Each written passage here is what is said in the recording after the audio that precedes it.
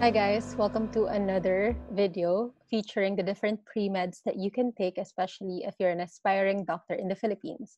If you're new here, my name is Aura, and we've already done medtech, nursing, pharmacy, and physical therapy. And today, ang i-discuss natin is psych. So, BS Psychology as a pre-med course. And we have two guests. First, we have Miko and Miguel. Hi, Miko. Hi po. Hello. Miko is currently a second-year med student. And we also have Vian Sinchoko. Hi, Vian. Hi. Si Vian naman, she's a postgraduate intern. Both of them went to PLM for pre-med and PLM for med school. Yes. So, let's start. First of all, what would you say is like the biggest misconception of people about psych? Naikaklaro natin. Parang sasabi, you can read people's minds. Parang ganon. Manghuhula ka. Ganon. Manghuhula. Parang hindi naman talaga totoo. Okay, sige. Ikaw, Miko. Siguro po, yung undergrad kasi, pag psych, sabi, wala daw math at all. Okay. So, parang, marami kayong math. Saan yung math nyo? Sa statistics side po. Sa research. Okay, sige. By the way, if you're a psych student or graduate, please share your experiences and insights in the comments. Lahat ng tatanungin ko kay na Nico and Vien, sagutin niyo rin. So, first of all, psychology daw is the scientific study of the mind and behavior. Meron pala akong ika-clarify. Diba merong BS Psych tsaka AB or BA Psych? Ano yung pinaka-difference nun? Wala masyadong sciences other than psychology sa AB Psych. It's more on counseling, personality, theories, ganun po. Pero most of my AB Psych friends po, wala silang anatomy, wala silang ganong sciences na courses, unlike dun sa may BS part po.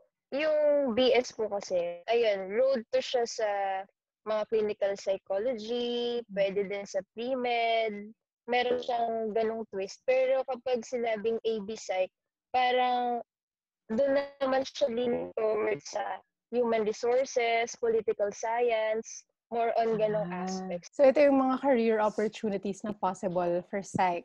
Kayo ba, nung nag-psych kayo, tinake niyo talaga siya as a pre-med or hindi niyo pa sure?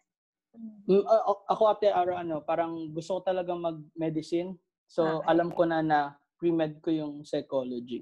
Sa akin naman, actually, honestly, hindi ko talaga parang pinlano na mag-med. Parang yung personality ko is for law. So, parang nag-isip ako lang, ano ba yung course na pwedeng pre-med, pwede ding pre-law. Pero ultimately, nung kayo yung nagda-decide talaga ng course, especially yung Nico, what made you decide na mag-psych talaga? Okay po. Kasi meron po kaming mga family friends na nagme-medicine at saka na doctors po. So sabi nila sa akin, mag-take daw po ako ng pre-med na if ever na throughout the college life, parang ma-decide mo na, ayoko na pala mag-med school. Parang something that you would enjoy doing for the rest of your life. And for me po kasi parang I like hang out with people, I like talking with people. Kaya parang feeling ko po sa yung psych would allow me to do that if in case na hindi po ako mag-medicine. Ako nga, looking back, to be honest, kung papabalikin ako, based sa interest and career opportunities, psych yung kukunin kong pre-med. Ngayong alam ko na. Pero, ayaw ko ba? Anyway, ito yung sample curriculum naman ng psych. Ito talaga yung inaaral nila. Yan. First and second year, syempre puro general subjects pa lang. Kayong dalawa, ano dito yung naging favorite subject niyo? Tsaka ano yung inaaral dun sa subject na yan? Ayun, so ako po ang favorite ko na subjects, dalawa po hindi ako makapili. So theories of personality at saka abnormal psychology. Yung theories of personality po kasi parang why people act the way they do. Tapos parang meron pong mga reasons why from childhood and all. Tapos abnormal psychology po is more on yung mga parang mental illnesses. So medyo po siya, interesting siya na aralin. Parang yun na yung inaaral natin sa second year psych sa med. Okay. Apo. So na-introduce na yun sa inyo dati pa. Ano yung topic ng thesis niyo pala? Ako Dok, association po ng handedness, yung pagiging kaliwete or pagiging kanan with intelligence po. What? I love it. Ikaw, Bian, ano yung thesis niyo nun? Parang psychological pleasure of inhibition. Parang, bakit masarap yung bawal? Yun. Wow! Oh. Uy, nakita ko nga, meron din kayong mga, duty tsaka clinical exposure. Ito pala yung mga psych students. Hello. Opo. Tapos, OJT, tama? Group dynamics. Kaya pala, parang ano kaya yung group Isa po sa mga ginagawa namin during our internship is to create mga activities po in which they would be allowed to socialize, interact with each other. Parang ganun po kasi it really helps mentally po. In the beginning, medyo natatakot po ako. Hindi ko po alam kung bakit, pero parang meron po kasi ang thoughts noon na parang nakakatakot yung mga people with mental disorder, parang uncontrollable. Pero when you get to be there po, you get to empathize with them. Very very emotional din po siya kasi hindi mo alam kung ano yung nangyayari sa mga patients doon. Para po sa akin, nag-help sa akin is to just parang empathize with exactly. Them. Kasi lalo kapag inaaral mo lang dati sa classroom, tas nakita mo na for yourself, di ba? So, mas na-understand mo sila. Kinuwento sa amin ng professor po namin na student na na-stab po siya ng ballpen by a patient. So, meron pong ganun, pero kailangan po magbigay lang ng mga preventive measures para maiwasan po. Tuturuan naman kayo. Okay lang. Opo. Part naman yan lahat. Actually, sa healthcare field naman talaga, marami talagang risks. Hindi lang yun, guys. Pag nag-duty na kayo, syempre alam ni Vian to. Ikaw, Vian, may dadagdag ka ba anything? Yung mga memorable experience niya pag nag-duty kayo sa NCMH and other facilities? Yung when it comes to yung patient interaction, siguro mas matetest kasi talaga yung patients mo sa psychiatric ward. Kasi ulit kang nag-i-instruct. Gagawin mo din naman siya kinabukasan, pero uulitin siya. So, parang magiging sanay ka na. So, meron na kayong patient interaction dati pa lang. Tapos, ito, DSM-5.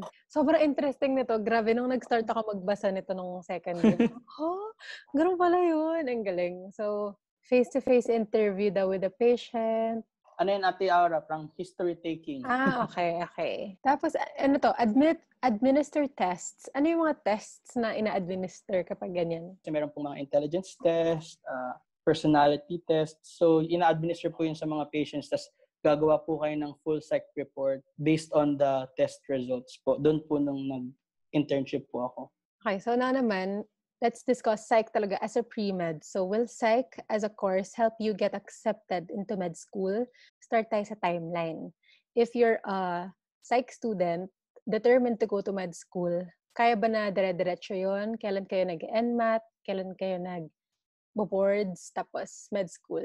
So, gumraduate po ako, tapos nag-review po ako for boards at nag-review po ako for NMAT. So, tinake ko po yung NMAT and boards ko po noong 2017. Tapos, nung nakuha ko po yung results noon, nag-apply po ako for extra units kasi kailangan po ng extra units pag psych going into PLM Med.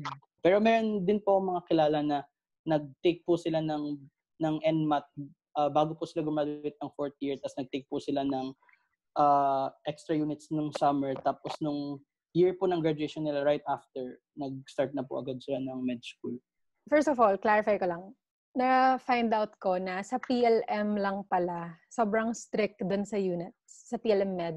Like ibang med schools, sige na, pwede na yan. So, alamin niyo rin muna kung saan kayo mag-a-apply ng med school, kung kailangan niyo pa mag-extra units. Tapos, i-plan niyo rin ahead kasi pwede naman na during pre-med pa lang, magka-cross-enroll ka na sa ibang colleges or basta kunin niyo na yung units na yan. Tama ba? Saan ka nag-extra units, Nico? Sa Adamson University po. Okay. So, at least yun, tumatanggap sila. And ito pa pala, i-clarify ko din, hindi naman required na mag-board exam kayo to go to med school. Akala nila lahat, magbo-boards muna. Kami ng bio, wala naman kaming boards. So ngayon naman, GPA-wise, is psych ideal for someone aiming for a high GPA for med school purposes? O, aminin niya na. Taas ang mga GPA niya, no? Parang mga psych, kala mo, talino mo na. Pagdating ng med school ba? Okay. Exactly. Hindi pala. Okay. Alam nyo kasi, alam ko misconception to ha. So, paglaban nyo yung psych. Kasi maraming nagsasabi na mag-psych kayo kasi madali siya. Mataas yung magiging grade nyo. Makakapasok kayo ng madali sa med school na gusto nyo. How true and how false? Meron pong some truth to that, pero meron din pong parang caveat na konti. Kasi feeling ko naman po lahat naman ng course kailangan mag-effort po to get high grades. Siguro po yung advantage lang kung magsa-psych tas goal mo makakuha ng mataas na GPA. Majority po kasi ng mga grading system sa psych ay mga objective po. Sa psychology po kasi tests po talaga eh. So mag-e-exam ka ng mag-e-exam. So wala pong masyadong practicals na gi-grade ka because this is how you performed. At saka meron, konti lang din po yung mga very technical na subjects na pwedeng magpababa ng grade mo. Nung time po namin, tinanggal po nila yung physics, tinanggal po nila yung trigonometry. Yun po yung parang iniisip ko po na baka mahirap. So, mas less po yung stress na pwede mong makuha. So, makakapag-focus ka po talaga na mapataas yung GPA mo kasi focus ka lang po dun sa course mo. Tsaka dun sa parang yung things in line po dun. Okay. Sina Ate Bian po, meron po silang physics at saka trigo. Meron pa po ata. Okay. Pero at least helpful yan kasi may physics sa NMAT. So, Oo nga po. Next question tayo. Is psych naman ideal for someone aiming for a high NMAT? O yun o, sagot ni Miko to eh, not at all helpful kasi wala siyang physics ng time nila. Helpful siya kasi yun nga, meron kaming physics, pero kasi first year subject mo siya tinik, so parang third year or fourth. Nakalimutan. Third year na yata ako nag-NMAT. Nakalimutan ko na din naman. Kaya helpful din yung binibigay ng CEM, yung parang reviewer. Reviewer talaga. Pero when it comes to siguro, Doc, ang magandang advantage siguro ng psych is since alam namin kung paano mag-construct ng test, parang medyo okay, alam na mag-eliminate, parang doon lang. Ay, talaga? Uy, elaborate mo nga yun. Hindi ko alam yun. Yung first part po nung NMAT, yung sa aptitude tests po, tinuturuan po, meron po kasi kaming subject na ang tawag ay psychological test development. So, tinuturuan po kami dun kung paano po mag-construct ng intelligence test, aptitude test. So, yung mga perceptual acuity po, inductive reasoning, ginagawa po namin siya. So, nung pag nag-NMAT ka po, medyo parang alam niyo po yung kung paano mag-isip yung gumawa ng test. Kasi psychometricians po yung gumagawa nung first part nung NMAT. Oh my gosh. Hindi ko yan alam. At hindi nila alam yan. Naku, sinasabi ko na dapat nag-psych tayong lahat. Walang ibang PreMed makakapagsabi niyan, guys. I love it. Pero yung susunod na part, Ate Aura. Sobrang hirap. Okay, so ito naman, next question, ano yung extracurricular activities na pwede nyo gawin during pre-med na pwedeng makapagpa-standout sa inyo during med school application? Meron kasi nag-submit, sabi niya, pwede kayo gumawa ng mga activities for mental health awareness, tapos nag-med mission din daw. Ini-invite lang po kami ng other schools to attend conferences. Tapos yun nga po, merong mga topics with regards to mental health or yung mga bills or na mga pinapasa na bago. Parang informative, ganun po. Nice. Okay. Ayan. Kunyari naman, nakapasok na ng med school. Nakakatulong ba yung psych in terms of the basic medical subjects, the clinical subjects, and yung skills and exposure? So, ano dito sa subjects na to, yung na-cover niyo na nung pre-med pa lang? Yung magsimula po, human anatomy, histology, biochemistry, physiology. Meron po kaming konting intro, pero hindi po in-depth. Pero yung pinakamarami po ay research and statistics. Pero yung magsimula pathology hanggang embryology po, wala po talaga kami na inaral. Okay. Oo nga, research and stat, dyan magaling yung mga psych kong kaklase. In fact, sila lagi gumagawa ng mga group report. Parang ganun. Sige. And then, yung mga clinical subjects naman, meron ba ditong na-introduce na? Nung pre-med pa lang? Psychiatry lang. Okay. Ay, yung pediatrics 1 po, medyo nakatulong po yung psych konti sa milestone. Developmental psychology po. Yes. Nga. Doon lang meron po. May pedia, tama. And then, yung skills and exposure naman. Nung zoology po namin, nag-dissect po kasi kami ng frogs, rats, Talaga? birds, at saka umabot po lang kami hanggang cats, pero wala na pong tao. Hindi, first time ko po makakita ng person sa med school. How about the others? Ganito rin ba kayo? May histo ba tayo nun? Parang wala, no? Pero may botany. Parang ganun. Pero Botany. Opo, parang meron pong mga subjects na gagamit po ng microscope. So, hindi naman po kami parang first time makahawak ng microscope nung... Okay. Experiment. Research design. Yes. Ito, alam na. Research design. Meron po. Tsaka, yung mga journal appraisals. Okay. Opo. Ito, patient communication for sure. Tapos, clinical care, bedside. Kasi nag-inpatient psych naman kayo. So, medyo alam niyo rin to. Helpful yan. Kasi yung iba talaga, zero. Like, surprise! Okay. Would you say merong ideal clinical specialty or field of interest na pwedeng i-pursue after psych and med school? Well, syempre, psychiatry. Opo, majority po nung mga friends ko na psychology majors na pumasok sa med school ay gusto po nila mag-developmental pediatrics. Yes. Nga. Pero ako po, medyo dream ko po sana maging internist. Pwede din yun. Feeling ko, anything na maraming patient counseling, which is basically yung buong pag-med school, pagda-doktor mo is nagka-counsel at nag-educate ka ng patient. Feeling ko magagamit niya talaga yung natutunan niya sa psych, especially when you're connecting with your patients. So, kahit ano talaga, na may direct patient contact. Ito na. Kailangan pang pang Mr. and Miss Psych ang sagot nyo dito. What makes a psych graduate stand out in medicine? And I'm not just saying yung ACADS-wise or anything, pero ano yung pinaka-value na natutunan nyo nung undergrad? Siguro po yung nag-help lang sa akin na na-establish ko po sa psych is parang adaptation to change, adapting po dun sa environment na kung medyo toxic, being able to adapt po. Tsaka siguro emotional stability lang po. Parang going with the flow, okay, bagsak, sige, bawi na lang tayo next time. Oh my gosh. I'm so glad you mentioned that. Sobrang importanteng skill nun.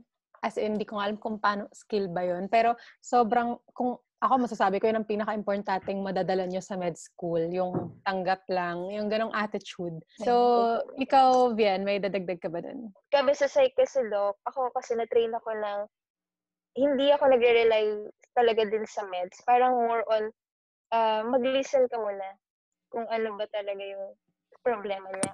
Kasi, so yun. I think sa patients kasi minsan nakakakalimutan tayo kasi syempre burnout, diba? Parang ang daming pasyente, parang gagawin ko na lang to para matapos na, o bigyan ko na ng reseta, ganyan.